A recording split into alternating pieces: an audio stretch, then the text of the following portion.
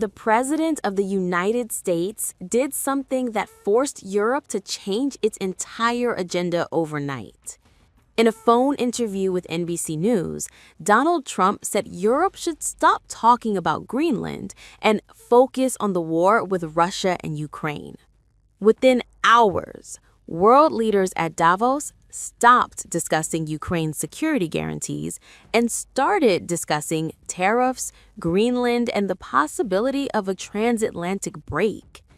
This wasn't just a comment, it was a warning. Behind that statement is a February 1st deadline.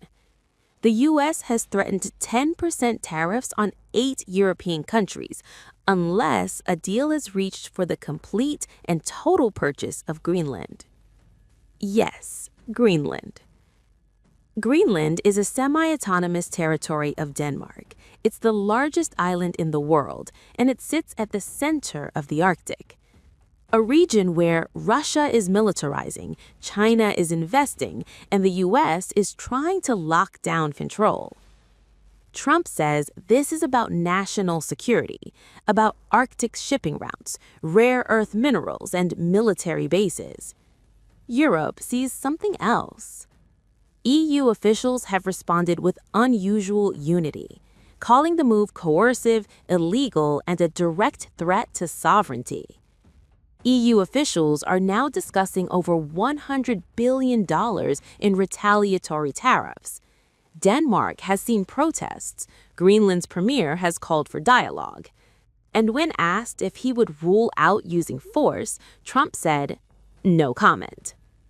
To understand why this is even possible, you have to look at what Europe did after the Cold War. Europe assumed big wars were over, so it cut defense spending, reduced its armies, and relied on the United States. NATO became less of a partnership and more of a dependency. Then came 2022. Russia invaded Ukraine. Europe responded strongly, but in doing so made itself even more reliant on America. American energy, American troops, American security guarantees. And this is the lever Trump is now pulling. From this view, Greenland is not the goal, it's the price, a strategic asset that Europe cannot defend alone and cannot afford to lose. So, does this mean NATO is about to collapse? Not yet, but this is the deepest rift in the alliance's history. If this turns into a trade war or a security standoff, the trust that holds NATO together could crack. This moment forces a hard question. What happens when the ally you depend on starts demanding payment? Greenland may look remote, but right now, it's the front line of a world where alliances are no longer unconditional.